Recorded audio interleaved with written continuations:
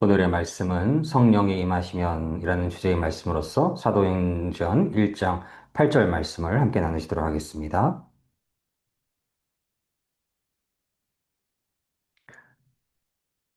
사도행전 1장 8절 말씀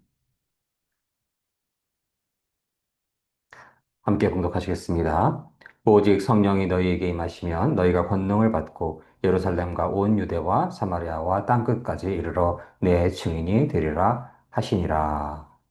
사도행전 1장 8절 말씀. 아멘, 아멘.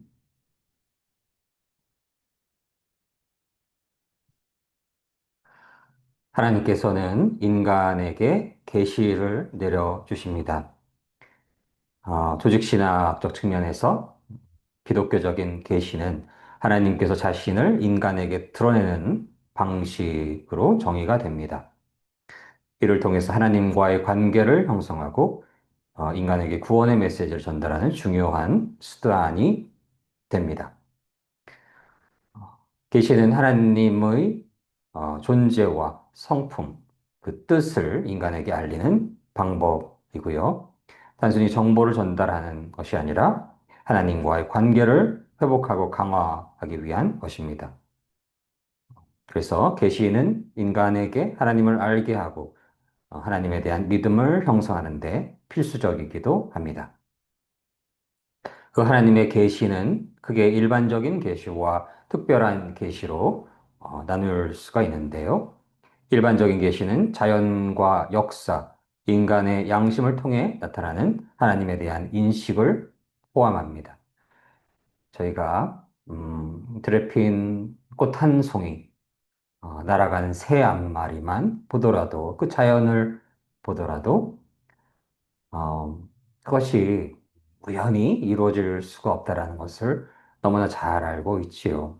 그 한 생명을 이루고 있는 수많은 세포, 인간의 몸을 이루고 있는 세포가 약 60조 개로 알려지기도 하는데요. 각 생명 따라 조금 다를 수가 있겠지만, 그 세포 하나를 가장 그 성능이 좋은 현미경으로 들여다 보았을 때에 지구처럼 복잡하다라고 합니다. 한 생명을 이루는 어, 수십 조개의 그 세포들, 그 세포 하나만 들여다봐도 지구처럼 복잡하다라고 하는 그 자연의 생명들을 보았을 때 이것이 그저 음, 먼지가 그저 우연히 뭉치다가 유전 정보가 되고 세포의 막을 형성하고 세포를 이루어가는 여러 성분들을 형성해서 그 세포들이 어떤 세포는 눈이 되고 어떤 세포는 새의 경우에 날개가 되고 그래서 공중을 날아가게 된다라는 것이 우연을 맹신하지 않는다라고 한다면 그것은 그렇게 우연으로 이룰 수 없다라는 것을 인간의 상식으로 우리가 자연학을 깊이 있게 공부하지 않더라도 그것이 그저 우연하게 이루어질 수 없다는 것을 너무나 잘 알 수 있게 되는 것입니다. 음, 그래서 자연학을 점점 더 깊이 있게 공부할수록 어설프게 하는 정도가 아니라 더 깊이 있게 공부할수록 도저히 이해될 수 없는 일들이 존재하는 것을 알게 되고 에너지의 존재도 그렇고 시간과 공간의 의미, 물질의 탄생, 그러한 모든 것들을 생각하다 보면 하나님이 계시다라는 것을 인간은 상식적으로, 양심적으로 알 수 있게 되는 것입니다. 또한 인류 역사를 통해서도 하나님께서는 당신을 드러내십니다. 현재가 2025년인데요. 너무 시간이 빠르죠.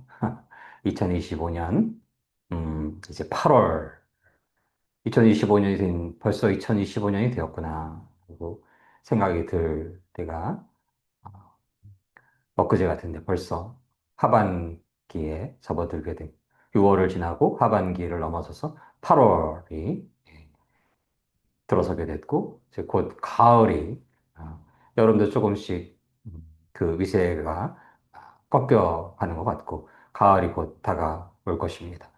참으로 시간이 빠른데요. 올해가 2025년인 것은 그 기준이 무엇인가요? 예수 그리스도께서 이 땅에 오신 그 시간을 기준으로 해서 약 2025년이 되는 것이지요. AD와 BC가 나눠지는 그 기준이 예수 그리스도의 오심인 것입니다. 만약 예수님께서 그저 거짓 선지자이시고 사기꾼이시고 하나님을 믿지 않고 예수 그리스도를 믿지 않는 이들이 그렇게 말하곤 하는데요. 거짓된 선지자라고 한다면 인류가 그렇게 그러한 분의 오심을 기준으로 이러한 시간을 계산할 수 있을 만큼 인류가 결코 어리석지 않을 것임을 저희는 너무나 잘 알고 있습니다. 그 숱한 이단 선지자들이 한때 그 이름을 위세를 떨치다가 사라지곤 하였는데요. 만약 예수 그리스도께서 참된 메시아가 아니시라면 우리가 어, 성탄절을 맞이하는 그 마음이 그렇게 기쁘고 인류 역사의 가장 귀한 날 중에 하나로 많은 이들이 여길 수가 없다라는 것을 역사적으로도 알 수 있는 것입니다. 또한 인간의 양심이 있습니다. 일반적 계시 안에 하나님을 드러내시는 방식 안에서 인간적 양심이 있는 것입니다. 어, 저희가 도덕적으로 열심히 성실하게 진실하게 살아갔을 때 그 삶 속에 보람이 느껴지게 되고 뿌듯함이 느껴지게 되고 어, 세상적으로 봐도 선한 행동을 했을 때 그런 기쁨이 느껴지기도 하는 것이죠. 그렇지 않고 저희가 성실하지 않거나 게으르거나 악한 일을 해가거나 누군가를 많이 미워하고 증오하는 쪽으로만 기울어져 있다라고 한다면 저희 마음의 기쁨과 평안과 위안이 사라지게 되는 하나님을 믿지 않더라도 인간에게는 모두 양심이 있는 것입니다. 그래서 일반적인 계시로서 자연과 역사, 인간의 양심을 통해서 하나님께서는 당신을 드러내십니다. 그래서 하나님을 성경을 통해서 예수 그리스도를 통해서 말씀을 통해서 전도자를 통해서 또 가족을 통해서 만나게 되고 알게 되고 깨닫게 되는 것은 놀라운 그래서 말해 특별 계시인데요.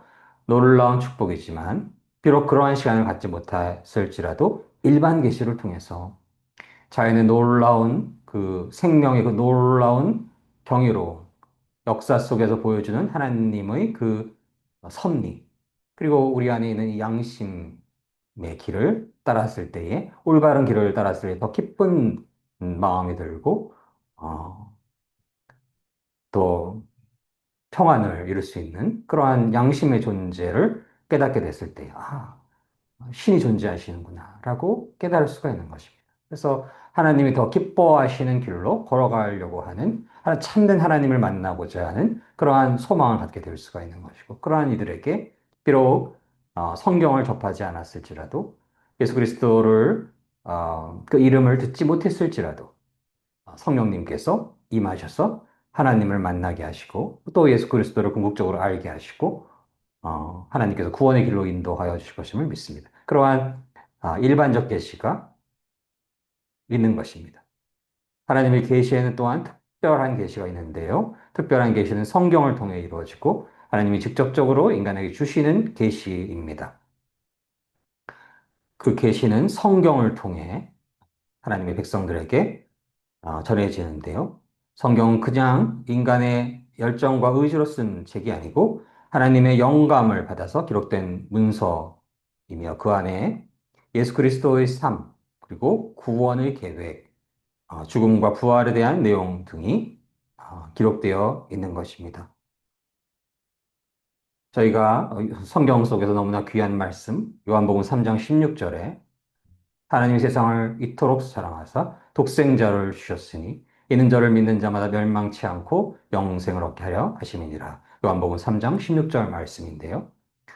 음, 그 말씀에 근거해서 그것이 성경에 있어서 복음에 있어서 가장 본질적이고 근원적인 메시지로 여겨지기도 하는데요. 예수 그리스도를 믿음으로써 예수 그리스도를 주님으로 영접함으로써 멸망하지 않고 모든 생명은 그저 나이가 들어갈수록 그저 멸망할 뿐이지만 죽어서 썩어 없어질 뿐이지만 하나님을 진실로 믿는 이들, 하나님과 동일하신 예수 그리스도를 진실로 믿는 이들에게는 그 멸망이 있는 것이 아니고 영원한 생명이 있다라는 것이고, 그것은 어떤 의미인가요? 사망 권세를 이기게 하시는 그 하나님의 은혜를 주신다는 메시지인 것입니다. 예수 그리스도를 믿을 때에 예수께서 사망 권세를 이기시고 부활하셨던 것처럼 예수 그리스도를 주님으로 진실로 영접하고 있는 이들에게 영원한 생명이 있다라는 특별 계시를 하나님께서는 성경을 통해서, 말씀을 통해서, 예수 그리스도를 통해서, 하나님의 선지자들을 통해서, 귀한 하나님의 택함 받은 성도들을 통해서, 또 예수 그리스도의 제자를 통해서, 또 하나님의 귀한 종들을 통해서 그러한 특별 계시를 저희에게 주시는 것입니다. 그 특별 계시 안에 특별히 성령님의 도우심이 있습니다. 성령님은 어떤 분이신가요? 성령님은 하나님 삼위일체의 세 번째 인격으로서 인간적인 속성을 지니고 계신 것입니다. 음, 성령님께서는 감정, 의지, 지식을 가진 존재이시며 믿는 자들과 깊은 관계를 형성하고 그들을 하나님의 길로, 올바른 길로 인도합니다. 이러한 성령님의 인격성은 성령의 사역에 중요한 기초가 됩니다. 성령님께서는 언제 하나님께서 만나주시는지요? 성령님께서 언제 하나님의 사람들을 만나게 하시는지요? 성령님은 하나님과 예수 그리스도와 한 분이신 삼위일체의 어, 세 번째 인격이신 것입니다. 하나님과 동일하신 분이시며 예수 그리스도와 동일하신 분이신 것입니다. 하나님을 진실로 주님으로 섬기고 예수 그리스도를 진실로 주님으로 섬길 때에 성령님께서 함께하여 주실 것임을 믿습니다. 성령님께서는 하나님의 백성들을 구원의 길로 인도하십니다. 또한 성령님께서는 믿는 자들을 성화시킵니다. 또한 성령님께서는 교회를 세우고 성도들에게 다양한 은사를 부여하여 주시기도 합니다. 성령님이 계셔야만 교회가 진실로 제대로 어, 세워질 수가 있는 것이고, 성령님 안에서 예수 그리스도와 한 몸 된 형제들은 하나가 되어서 하나님을 섬기고 찬양할 수 있음을 믿습니다. 저희는 성령님이 충만한 삶을 살아갈 수 있기를 원합니다. 성령이 임하기 위해서 하나님의 은혜가 임해야 합니다. 하나님의 은혜 안에서 저희는 나를 주인으로 섬기다. 내가 이 땅에서 주인이 되어서 내 마음대로 살아가던 그 삶을 내려놓아야 합니다. 나는 죽고 오직 내 안에 예수 그리스도만이 사셔서 예수 그리스도와 함께 십자가에 못 박히고 예수 그리스도를 위해 살며 예수 그리스도와 함께 살며 예수 그리스도와 함께 죽고 십자가에 예수 그리스도와 함께 죽고 예수 그리스도를 주님으로 늘 섬기는 마음 안에서 예수 그리스도 안에 살아갈 때에 영원한 생명이 있음을 믿습니다. 그래서 저희가 진실로 누가 주인인가 이것이 가장 본질적인 메시지인 것입니다. 성령이 임하시기 위해서는 저희가 믿음의 사람들이 성령이 없을지라도 그저 교회에 출석할 수 있는 것입니다.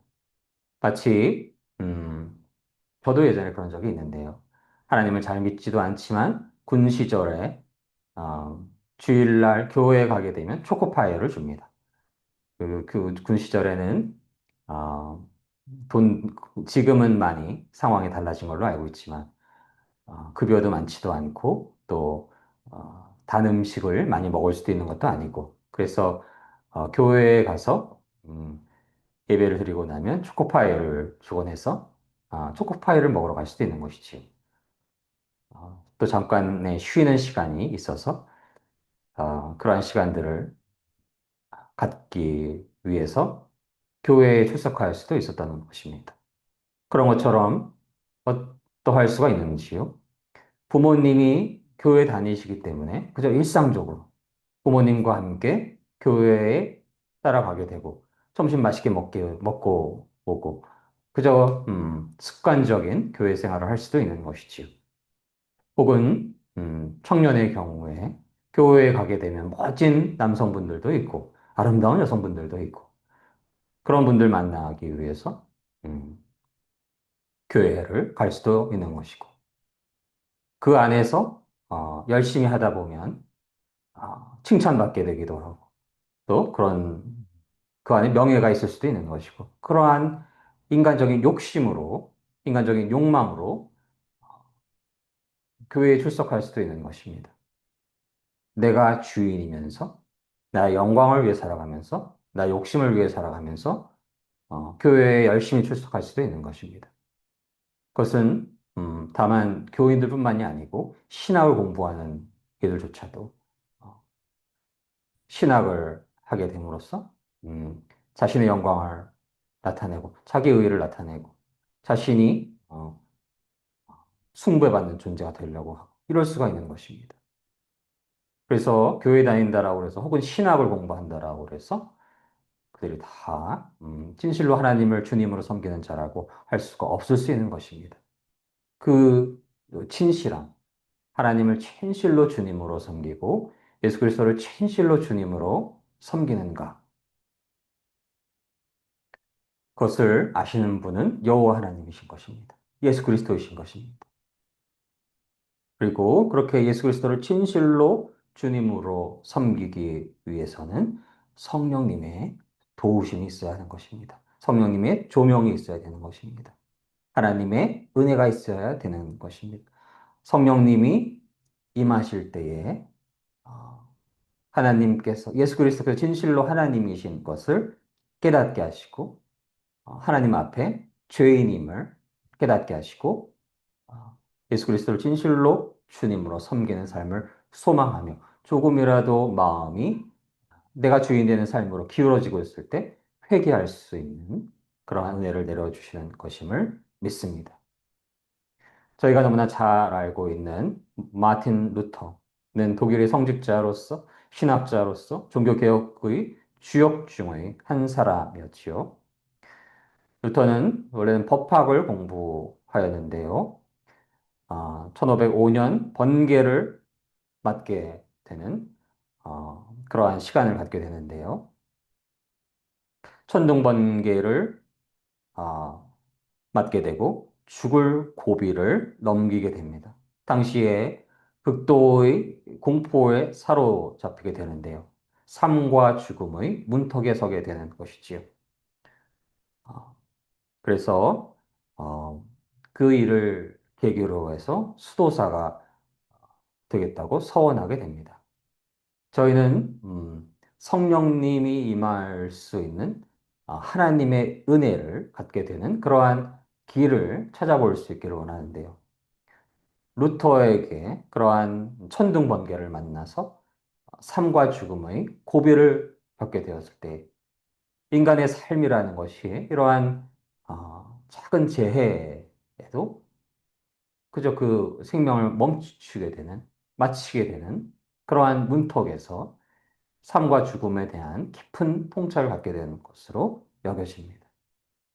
그래서 지난주에도 말씀을 나눴던 것처럼 저희가 삶 속에서 여러 측면으로 잘 나가고 돈도 많이 벌고 명예도 높고 어, 건강하고 권력도 갖게 되고 물론 그러한 것들이 하나님 안에서 축복이 될 수가 있지만 어, 고난의 시절에 위기의 시절에 어려운 시기에 그래서 삶과 죽음의 문턱에 다다르게 되었을 때에 인간은 참된 신의 존재에 대해서, 참된 구원의 길에 대해서 묵상하게 되는 것임을 믿습니다. 저희가 너무나 잘 알고 있는 어느 아나운서께서 불교도셨는데 많은 분들이 잘 아시는 이야기지요.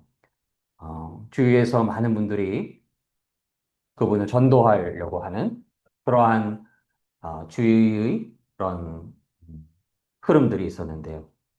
그럴 때마다 잘 듣지 않고 무시하고 교회에 잘 출석하거나 그렇지 않은 그런 삶을 살아가다가 어느 날 딸이 교통사고를 얻게 되고 생명의 위험이 있다라고 하는 그 전화를 받게 되었을 때에 그 병원으로 가고 있던 그 삶과 죽음의 그러한 문턱의 시기에 그분은 하나님 한 번만 살려주세요 라고 말씀을 했다라고 회고를 하였습니다.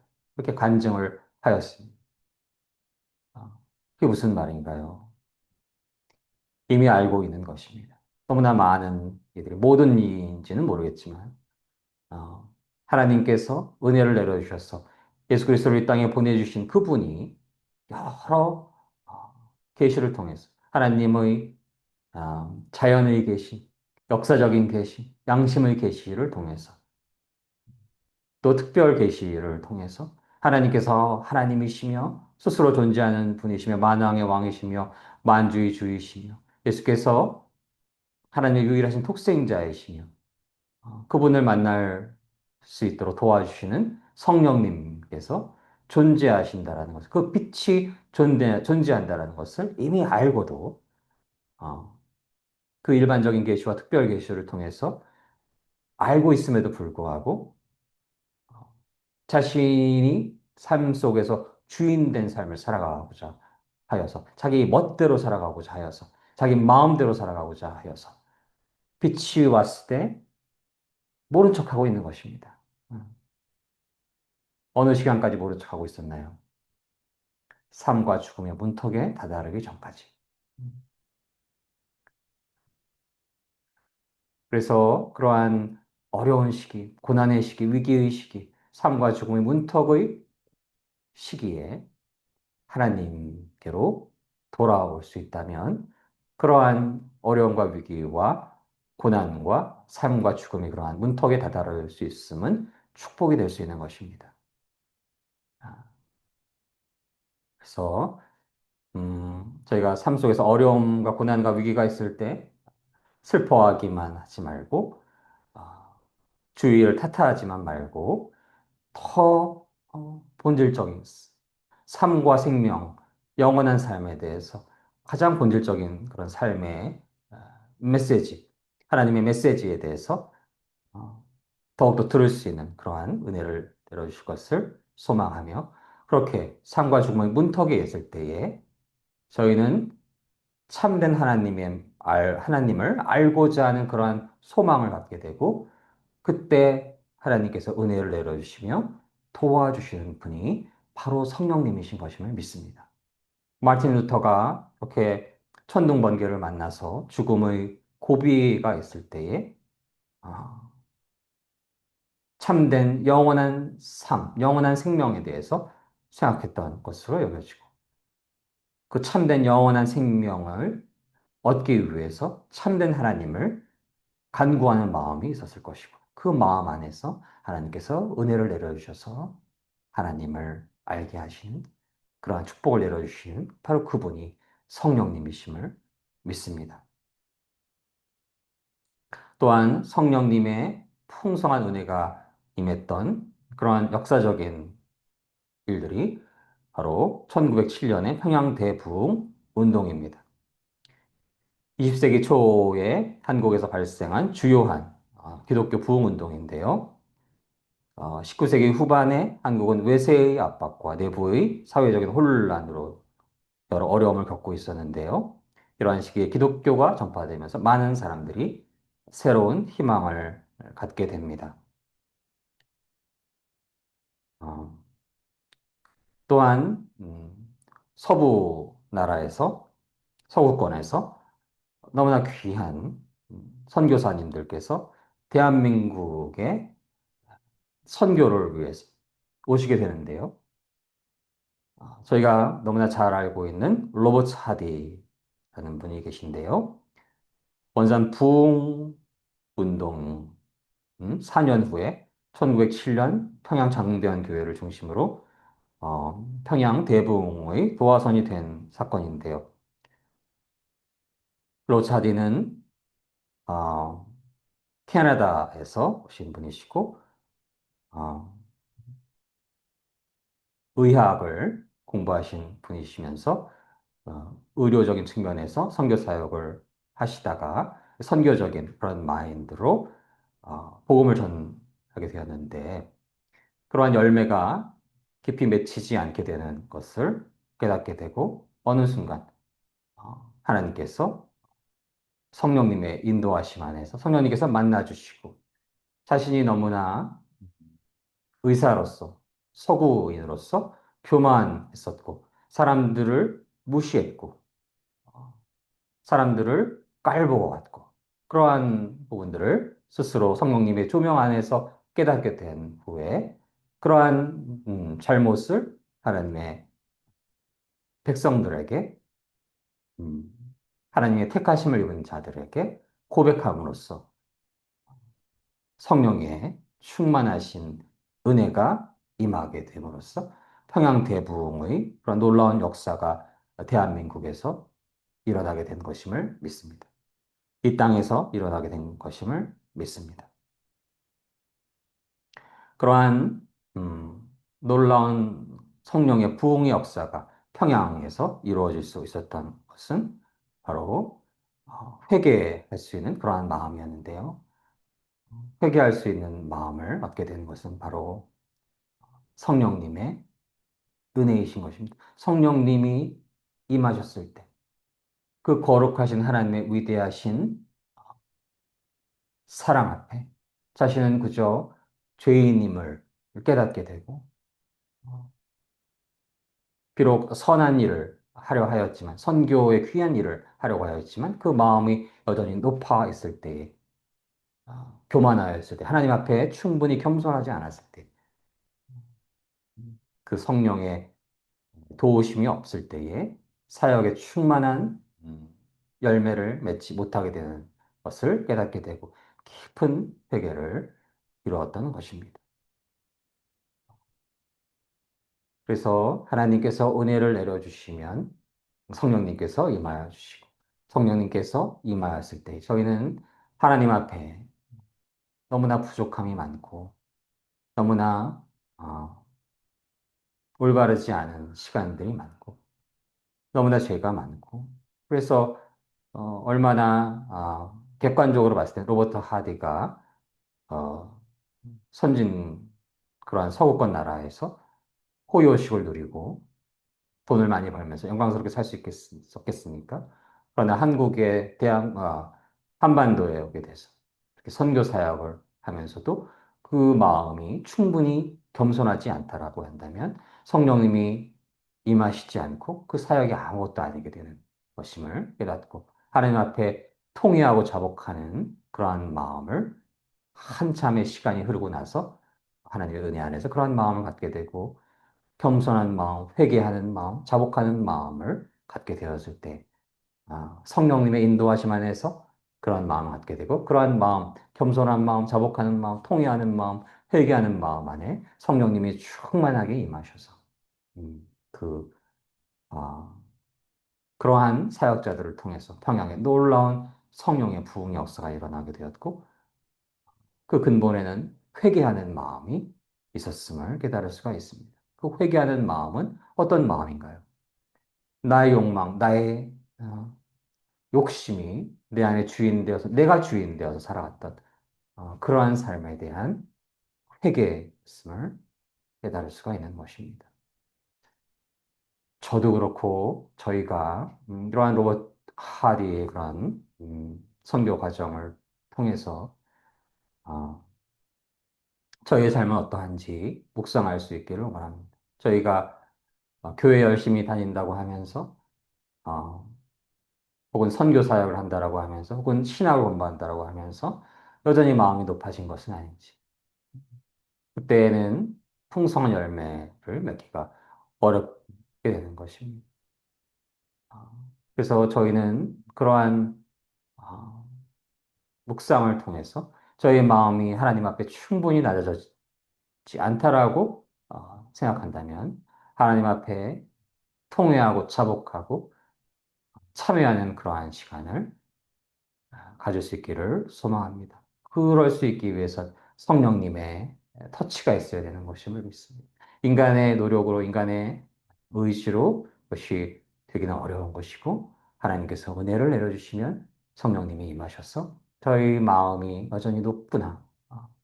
이 땅에서의 것들로 인해서 물질일 수도 있고 그런 것이 재산일 수도 있고 명예일 수도 있고 학벌일 수도 있고 권력일 수도 있고 그러한 것들이 내 마음을 높게 해서 비록 교회를 열심히 다니지만 선교 활동을 한다고 하지만 사역을 한다고 하지만 열매가 풍성하지 않았구나. 그러한 회개를 이룰 수 있기를 원합니다. 하나님께서 은혜 주셔서 성령님께서 저희 안에 임하셔서 저희가 하나님 앞에 너무나 부족함이 많고 여전히 부족함이 많고 죄인일 뿐임을 고백하시는 그분은 여호와 하나님, 예수 그리스도와 하나이신 분, 성령님이신 것입니다. 오늘 말씀을 다시 읽을 수 있기를 원합니다. 오직 성령이 너희에게 임하시면 너희가 권능을 받고 예루살렘과 온 유대와 사마리아와 땅 끝까지 이르러 내 증인이 되리라 하시니라. 사도행전 1장 8절 말씀. 아멘. 성경에 너무나 귀한 말씀들이 많은데요. 어, 이 사도행전 1장 8절 말씀은 그 귀한 말씀 중의 하나라고 믿습니다. 어, 성령이 임하시면 어떻게 되나요? 권능을 받고, 파워를 받고, 하나님의 힘을 얻고, 하나님의 지혜와 능력과 하나님의 그 권능을 입고, 무엇을 할 수가 있나요? 예루살렘과 온 유대와 사마리아와 땅 끝까지 꼭 어디인가를 멀리 가지 않더라도 어, 땅 끝까지 돌다 보면 바로 자신의 자리에 다시 돌아올 수 있게 되지요. 어느 곳에서도 하나님은 증인이 될 것이다. 하나님이 계시고 하나님께서 독생자 예수 그리스도를 이 땅에 보내셨고 성령님과 함께 하신다는 그 진리를 어, 증거하는 이들이 될 수 있다는 너무나 귀한 말씀임을 깨닫게 됩니다. 하나님은 당신을 계시로서 드러내십니다. 일반 계시와 특별 계시로서 당신을 드러내시고 그 특별 계시를 일반 계시를 이뤄가시는 하나님께서 드러내시는 하나님께서 성령님과 함께 하십니다. 예수 그리스도와 함께 하십니다. 저희는 삶의 어려움과 고난과 위기와 삶과 죽음의 문턱에서 모든 시간에 이 땅에서 좋은 일이 있을 때에 모든 시간에 더욱더 성령님의 깊은 임재가 있기를 소망할 수 있기를 원합니다. 성령님께서 도와주시면, 성령님이 임하여 주시면 저희는 하나님 앞에 죄인임을 깨닫게 되어서 하나님 앞에 더욱더 자복하는 마음을 갖게 되고 회개하는 마음을 갖게 되고 진실한 회개를 이루게 되었을 때에 내가 내 삶의 주인 되는 그 삶을 내려놓고 나는 죽고 오직 주님을 위해 살며 주님과 함께 살며 주님과 함께 십자가에서 죽고 주님과 함께 영원한 생명을 누리는 그러한 참된 축복된 삶을 살아가게 될 것임을 믿습니다.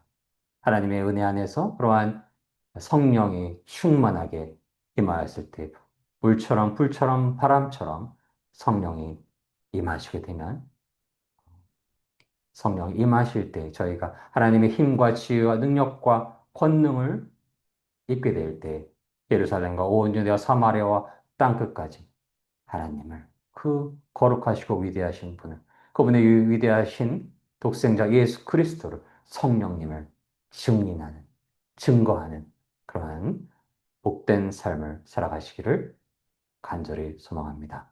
함께 기도하시겠습니다. 사랑의 하나님, 저희가 성령의 충만한 삶을 살아갈 수 있기를 원합니다.